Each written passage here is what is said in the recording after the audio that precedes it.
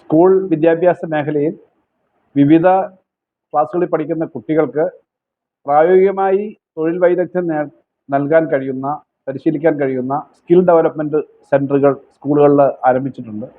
പൊതുവിദ്യാഭ്യാസ വകുപ്പിൻ്റെ നേതൃത്വത്തിലാണ് ഈ പദ്ധതി നടപ്പിലാക്കുന്നത്. കേരളത്തിൽ സെലക്ട് ചെയ്ത സ്കൂളുകളിലാണ് ഇപ്പോൾ ഇത് ആരംഭിച്ചിട്ടുള്ളത്. ഇതിൻ്റെ ഒരു പ്രത്യേകത, സ്കൂളിൽ പഠിക്കുന്ന കുട്ടികൾക്ക് മാത്രമല്ല, സ്കൂൾ സമയത്തിനപ്പുറം സ്കൂൾ കഴിഞ്ഞ 15 വയസ്സ് മുതൽ 23 വയസ്സ് വരെയുള്ള ആളുകൾക്ക് ഉൾപ്പെടെ ഇതിനകത്ത് ചേർന്ന് പരിശീലിക്കാൻ പറ്റും. ഒരു വർഷം നീണ്ടു നിൽക്കുന്ന വിവിധ മൊഡ്യൂളുകളുള്ള ഈ സമ്പ്രദായം നമ്മുടെ തൊഴിലിനെ വിദ്യാഭ്യാസവുമായി ബന്ധപ്പെടുത്തുന്ന ഏറ്റവും നല്ല സ്കീമുകളിലൊന്നാക്കി വളർത്തിയെടുക്കാനാണ് നമ്മുടെ വിദ്യാഭ്യാസ വകുപ്പും ഗവൺമെൻറ് ശ്രമിക്കുന്നത്. അത് കൂടുതൽ സജീവമായി വിജയകരമായി മുന്നോട്ട് പോയിക്കൊണ്ടിരിക്കുകയാണ് കേരളത്തിൽ. ആദ്യമായി ഈ പദ്ധതി നടപ്പിലാക്കുമ്പോൾ ഓരോ ജില്ലയിലും ഒരു പൈലറ്റ് സ്കൂളിനെ തിരഞ്ഞെടുത്തിരുന്നു.